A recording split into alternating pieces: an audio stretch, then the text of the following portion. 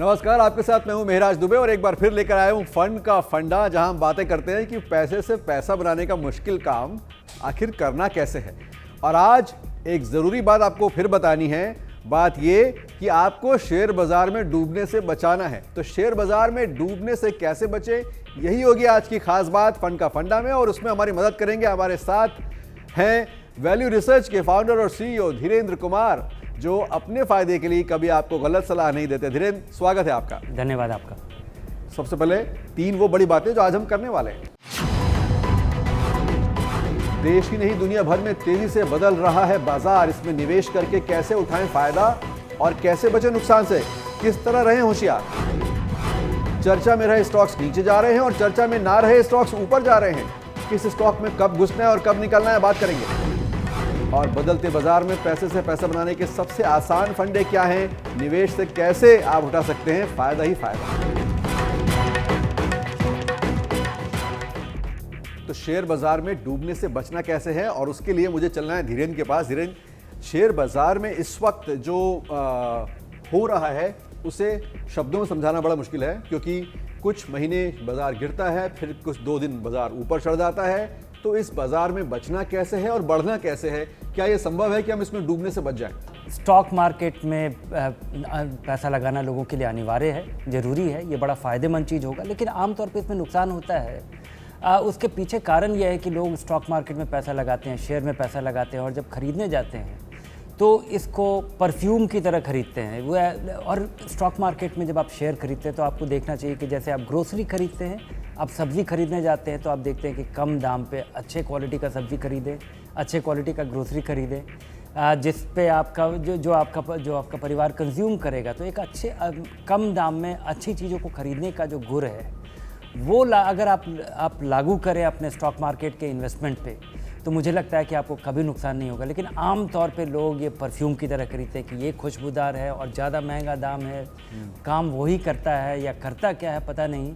तो आपने बहुत अच्छी बात कही धीरेन्द्र कि सब्जी जब खरीदते हैं तो हम देखभाल के उसको छू के उसको समझते हैं कि ये कैसी सब्जी है, कितने दिन चलेगी, फ्रेश है कि नहीं और कहाँ से आई है, और लेकिन किस दाम पे खरीद रहे हैं। और परफ्यूम खरीदते वक्त हम सोच रहे हैं कि महक किसकी अच्छी है, दाम कितना अच्छा है, ज़्यादा अच्छा है, नहीं ज़्यादा अच्छा होगा, कमाल का है, या चर्चा हुई है या बातचीत हुई है या आप सुना है। तो कुल मिलाकर के हम कह सकते हैं कि कंपनी की जानकारी होना ज़रूरी है, कंपनी का बिजनेस मॉडल समझना चाहिए। आपने कितनी बार हमें ये समझाया है इस शो में कि बिजनेस मॉडल समझें और कंपनी के प्रॉफिट लॉस हो कैसे रहे हैं, आने वाले सालों में कैसे रहेंगे समझें।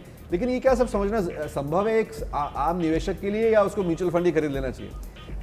ये समझना आपके लिए अनिवार्य है। अगर ये आपका पैसा है और अगर आप ये नहीं समझते हैं तब आपको म्यूचुअल फंड खरीदना चाहिए, क्योंकि अगर इसको समझे बगैर आप करेंगे तो आपके लिए ये नुकसान का बहुत सीधा तरीका है। आपने नुकसान की बात करी धीरेन्द्र, तो नुकसान तो दुनिया भर के शेयर बाज़ारों में हो रहा है, और एक नज़र चलते हैं, देख लेते हैं कि कहाँ कितना नुकसान हो रहा है, ताकि वो आकलन हो जाएगा हमारे दर्शकों को, निवेशकों को। सबसे पहले बात भारत के लीडिंग स्टॉक एक्सचेंज की, लीडिंग जो इंडेक्स है, पिछले 3 महीनों का जो रिटर्न है उसमें क्या क्या गिरावट देखने को मिली है वो है। सबसे पहले आप बता दूं कि सेंसेक्स 7% से ज़्यादा गिरा है पिछले 3 महीने में। S&P 500 जो यूएस का मशहूर इंडेक्स है, 17% से ज़्यादा की गिरावट है। 23% की गिरावट जो देखी जा रही है वो नैस्डैक में, जो टेक्नोलॉजी कंपनियों की का इंडेक्स है। और इसी तरह यूके का मशहूर इंडेक्स FTSE, वो करीब 3% नीचे पिछले 3 महीनों में। उससे पहले और भी काफ़ी नीचे हो चुका था पहले ही वो। तो ये आपकी हालत है, 10 कहीं 12, कहीं 15, कहीं 20% की गिरावट सिर्फ पिछले 3 महीनों में। और अब बात कर लेते हैं कि कैसे मशहूर शेयर जो है, जो बहुत चर्चा में थे, ये धीरेन्द्र आपकी टीम ने रिसर्च करके निकाला है कि कैसे जो मशहूर या चर्चा में जो स्टॉक्स थे, जिनमें काफ़ी उम्मीद थी लोगों को पैसा बनने की, वो धड़ाधड़ गिर गए पिछले 3 महीने में। चाहे वो नज़ारा टेक्नोलॉजीज हो, आधे से ज़्यादा उसकी कीमत गिर गई। हिंडाल्को हो, वेदांता हो, 40% से ज़्यादा इनके जो कीमत है वो नीचे आ गई है। जिंदल स्टील और इसी तरह कुछ और स्टॉक हैं, टाटा स्टील, इसमें भी गिरावट है। पेटीएम में खासी गिरावट है, 30% से ज़्यादा की। जोमैटो जो दुनिया भर में कारोबार कर रही है, 25% स्टॉक नीचे है। IRCTC जिनके हर रोज करोड़ों लोग ग्राहक उस पर ट्रांजैक्शंस करते हैं, फिर भी 20% इनका स्टॉक नीचे। तो ये चर्चा में थे शेयर धीरेन्द्र, फिर भी क्या हुआ? इन सारे कंपनियों को देख करके बेसिकली इससे हमें 3 तीन लेसन लेना चाहिए। जी। एक तो कि जो चर्चा में है उसके पीछे आप कारण जानिए। बहुत सारे लोग निवेश इसलिए करते हैं क्योंकि अगर कोई चीज़ का दाम बढ़ रहा है तो आप उसके पीछे लग जाते हैं जी। और चूंकि रफ्तार से बढ़ रहा होता है तो आपको लगता है इसमें नुकसान नहीं होगा।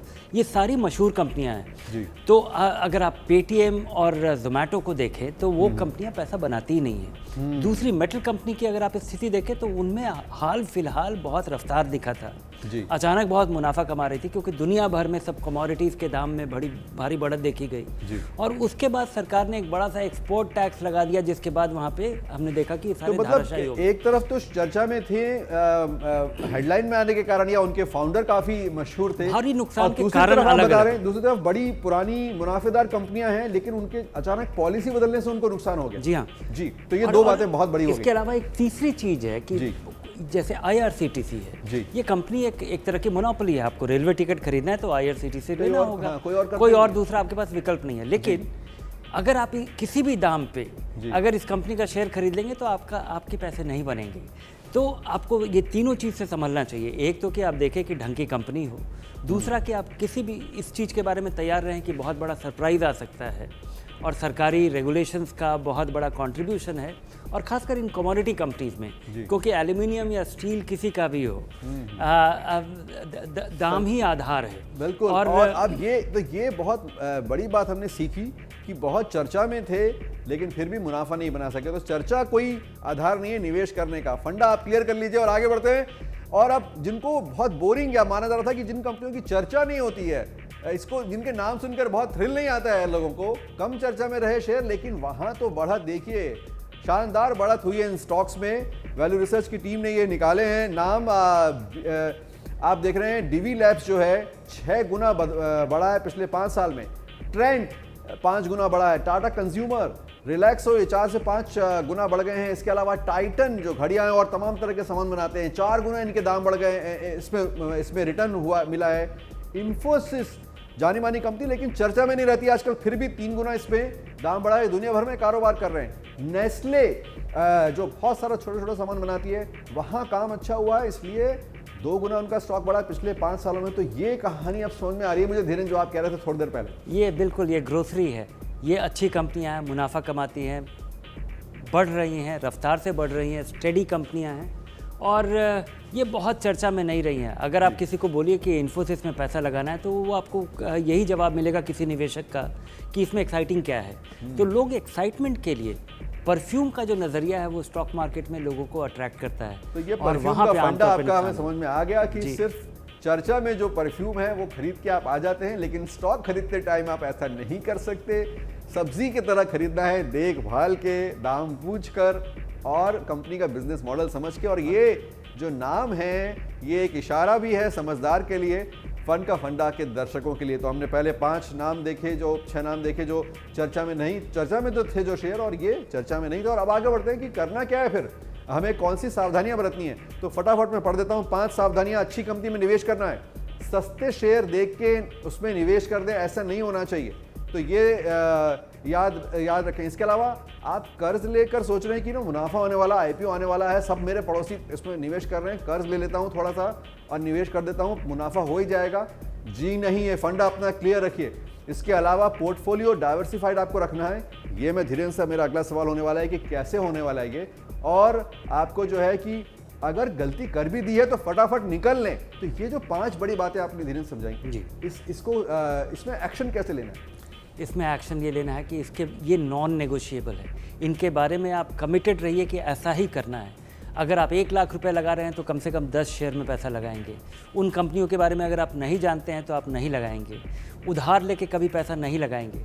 अगर आपको इस पैसे की 5 साल के कम में अगर इसकी ज़रूरत पड़ेगी तब भी वो पैसा नहीं लगाएंगे, क्योंकि इन सब नियमों पे कायम रहना बड़ा मुश्किल हो जाएगा। तो और रीज़नेबल दाम पे बहुत सारी अच्छी कंपनियां होती हैं जिनके कि आप बहुत अच्छे दाम पे अगर आप शेयर खरीद लें तो आपका पैसा कभी नहीं बनेगा। तो इन सब चीज़ के अलावा और उधार लेकर के पैसा लगाना तो आपके लिए बहुत बड़ा नुकसानदेह हो सकता है, क्योंकि अगर आपने, जैसा लोगों ने देखा होगा कि आपने उधार लेकर के अगर पेटीएम का शेयर खरीदा होता और पहले दिन और उसके बाद अभी तक अगर उसमें आपका पैसा 70% गिर जाए, बचा हुआ केवल 30% रह जाए, तो 100 उसके बाद उधार लिया, उसमें से उसके 30 बचे और उस पे जो ब्याज जी हाँ। देना है जहां से उधार लिया वो अलग, वो तो ये अलग। तो डूबने वाली बात है। तो समझा आपने कि शेयर बाजार में डूबने से कैसे बचें, ये हम आपको बता रहे हैं आज फंड का फंडा में। और 5 और क्या चीजें करनी है, क्या सावधानियां बरतनी है। लंबे समय का निवेश करना है, ये एक बात गांठ बांध कर रख लीजिए, जैसा बुजुर्ग कहते थे। इसके अलावा नई कंपनियों को समझकर ही निवेश करना है, ये नहीं कि फिर बहुत बड़ा लॉन्च हुआ है किसी का तो फिर बहुत पैसा वहां बनेगा, ऐसा जरूरी नहीं है।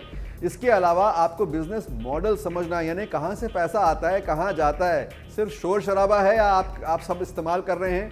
आई थिंक ये बात कुछ हद तक पेटीएम पर लागू होती है, ये काफ़ी हद तक जोमेटो पे भी लागू होती है, क्योंकि हर किसी को इस कंपनी के बारे में पता है कि आप खाना खाना चाहते थे और जोमेटो पे ऑर्डर किया और खाना आ गया, और इससे आपको लगता था कि ये बड़ी कंपनी है और बड़ी कंपनी है भी, लेकिन पैसे बनाती है कि नहीं? क्या जब भी आपके पास खाना पहुंचाया जाता है तो ये कंपनी पैसे बनाती है? यानी मेरी भाषा में मैं उसे कहूंगा कि क्या डिस्काउंट ही उनका बिजनेस मॉडल है? डिस्काउंट दे देकर वो ग्राहक जोड़ रहे हैं। तो फिर आपको ऐसे निवेश से बचना है, लंबे समय का निवेश करना है, नई कंपनी को समझना है, बिजनेस मॉडल समझना है, और इसके अलावा 2 छोटी छोटी बातें और कि वार्षिक रिपोर्ट पढ़ें, समझ में आती है बहुत सारी बातें उसमें, आम निवेशक को भी अगर आप ढंग से पढ़ें उसे, और बाजार के उतार चढ़ाव को समझना है, फंड का फंडा भी देखना है। ये भी एक रूल है जो अनरिटन रूल है, याद रखें।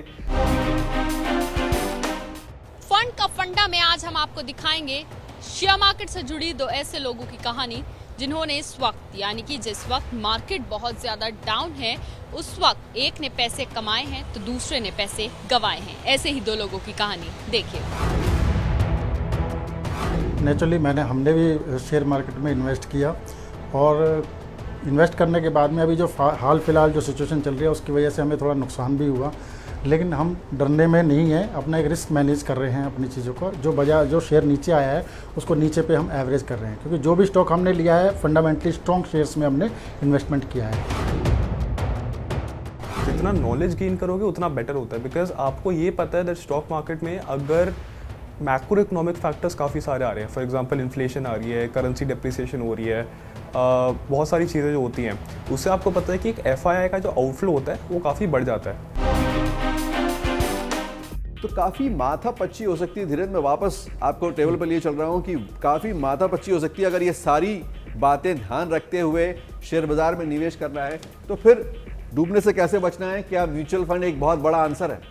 म्यूचुअल फंड उन सारे लोगों के लिए आंसर है अगर आप इस माथापच्ची में नहीं पढ़ना चाहते हैं। लेकिन अगर आप थोड़े इच्छुक हैं, अगर आप इंटरेस्टेड हैं, तो ज़रूर ये माथापच्ची बहुत रिवॉर्डिंग हो सकता है। लेकिन ये रिवॉर्ड आपका बहुत कम नहीं होगा अगर आप माथापच्ची नहीं कर सकते हैं, या आपका इंटरेस्ट नहीं है, या आपके पास समय नहीं है, तब म्यूचुअल फंड आपके लिए बेहतरीन विकल्प है। लेकिन अगर आप थोड़ा समय निकाल सकते हैं, अगर आप इंटरेस्टेड हैं, अगर आप इसके बारे में ज़्यादा जानकारी, क्योंकि कारोबार के बारे में समझना कोई ये बहुत सोफिस्टिकेटेड चीज़ नहीं है, आपको देखना, और अगर इसमें अगर आप अपना इंटरेस्ट जगा पाते हैं तो ये बड़ा फ़ायदेमंद भी साबित होगा। लेकिन म्यूचुअल फंड सेकंड बेस्ट विकल्प है आपके लिए, अगर आप स्टॉक मार्केट में का फ़ायदा उठाना चाहते हैं और बहुत ही मेथोडिकल तरीके से उसका फ़ायदा उठाते हैं। लेकिन पिछले दिनों काफ़ी सारे शेयर बाजार के निवेशक ऐसे आए हैं जिनको लगता है कि वो रोज़ सुबह खरीद के शाम को बेच सकते हैं, और हम ट्रेडिंग करने से आगाह करते रहें लोगों को कि अगर आपको नॉलेज नहीं है तो ना करें। तो उनके लिए क्या सलाह है? जी हाँ, स्टॉक मार्केट को काफ़ी हद तक एक रोज़ का ट्रेडिंग और या एक स्पेकुलेट करने का एक व्हीकल माना गया है, और बहुत सारे लोगों के लिए चढ़ते बाज़ार में पैसा बनाना बड़ा आसान था, लेकिन ये बड़ा मुश्किल काम है और इस चीज़ से बचना चाहिए। और अभी बहुत सारे लोगों को एक्सपीरियंस हुआ होगा, और ये हमेशा होता है जब बाज़ार में बढ़त देखी जाती है और कुछ समय तक रहती है, तब लोग आते हैं, लोग पैसा लगाते हैं, आसानी से पैसा बनता है, और धीरे धीरे आसानी से पैसा बनता है, और अचानक एक दिन पैसा ख़त्म हो जाता है। अचानक जब पैसा डूबता है तो वो सारे लोग चले जाते हैं, और इससे उनका बड़ा नुकसान होता है। लंबे समय तक जो स्टॉक मार्केट से फ़ायदा उठाया जा सकता है उससे लोग बच जाते हैं। तो आप पहले समझिए, और कभी मत पैसा लगाइए जब तक आपको समझ में नहीं आए कि आप क्यों लगा रहे हैं। अगर आपको नहीं समझ में आता है तो एक म्यूचुअल फंड में SIP कीजिए। ये एक आसान ज़रिया है इसका अधिकतर फ़ायदा उठा पाने का, और इससे कम से कम आपका नुकसान, परमानेंट नुकसान नहीं होगा। ट्रेडिंग करना स्टॉक मार्केट में ये आपके नुकसान को बड़ा नुकसान बहुत रफ्तार से हो सकता है। तो ट्रेडिंग का फंडा ये है कि ट्रेडिंग ना करें आम निवेशक, ये सलाह है फंड का फंडा की। और धीरेन्द्र, यहाँ पर जैसा आपने बताया कि म्यूचुअल फंड एक बहुत अच्छा ऑप्शन है जिसको रोज़ अगर ये रिस्क और ये समझ नहीं आता है। अब ऐसे में मुझे समझना है कि क्या SIP अगर करना है तो गिरते बाजार में SIP को रोक देना चाहिए या चालू रखना चाहिए? SIP करने का मतलब ही यही है कि आप गिरते बाजार में न रोकें, क्योंकि SIP अगर आप केवल बढ़ते बाजार में पैसा लगा रहे हैं और गिरते बाजार में आप अपना SIP रोक लेते हैं या म्यूचुअल फंड से अपना पैसा निकाल लेते हैं, तो SIP का जो फ़ायदा होता है उससे वो आपको कुछ नहीं मिलेगा। SIP का फ़ायदा ही ये है कि आप गिरते बाज़ार में या एक ऐसा बाज़ार जो कि कहीं नहीं जा रहा हो उस समय आप सस्ता खरीद पाएँ। SIP बहुत आसान ज़रिया है कि आप सस्ते बाज़ार में भी या गिरे हुए बाज़ार में भी आप सस्ता खरीदें। तो ये बातें हुई शेयर बाजार में डूबने से बचने की, खास तौर पे ऐसे बाजार में जब कभी वो चढ़ रहा है कभी वो उतर रहा है और आपको लंबे समय के लिए पैसा बनाना ज़रूरी है। तो धीरेन्द्र के साथ हम ये शो हर रविवार दोपहर 1:30 बजे लाते हैं और इस शो के पहले आप हमारे सोशल मीडिया हैंडल्स पे लाइव भी बातें करते हैं, कुछ सवालों के जवाब भी हम आपके देने की कोशिश करते हैं, कुछ चुनिंदा सवालों के। अब आप अपने सवाल हमारे सोशल हैंडल्स पर भेजते रहें #फंड का फंडा के साथ। धीरेन्द्र, आपका बहुत बहुत शुक्रिया, आपने वक्त निकाला फंड का फंडा के लिए। आज फंड का फंडा में इतना ही।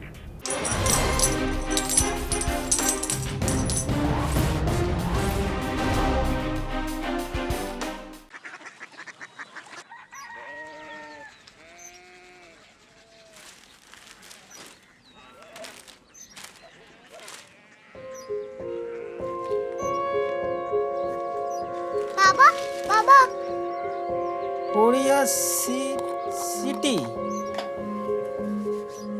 जानी ना।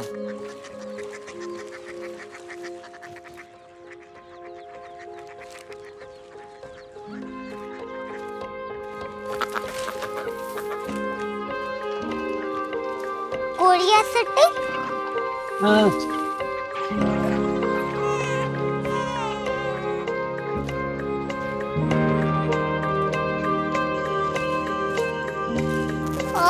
कोरिया सिटी कहाँ पे है? शहर अंग्रेजी लगे हैं।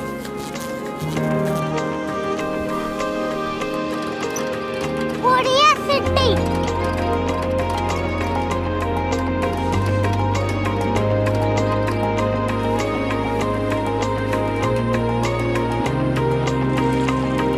वो बहुत दूर है।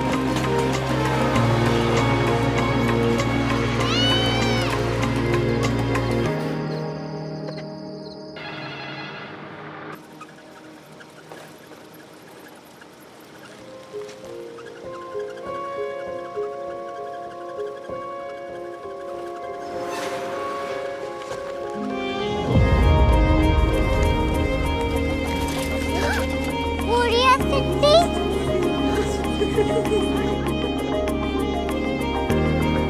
दुनिया कुछ लोग बड़े होते हैं। कोरिया सिटी कहाँ है? प्रोफेसर साहब को पता होगा। हो, ये छोटा वाला ग्लोब लगता है और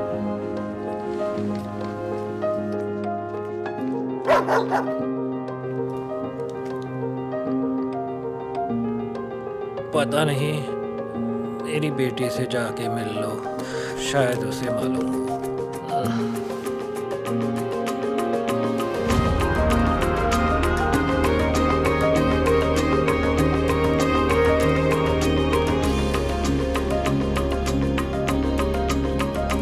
हाय, बाबा ने भेजा है। Come here. Korea city Korea city नहीं, क्यूरियोसिटी। वो क्या? That's what brought you here, जो तुम्हें यहाँ तक ले आया। क्यूरियोसिटी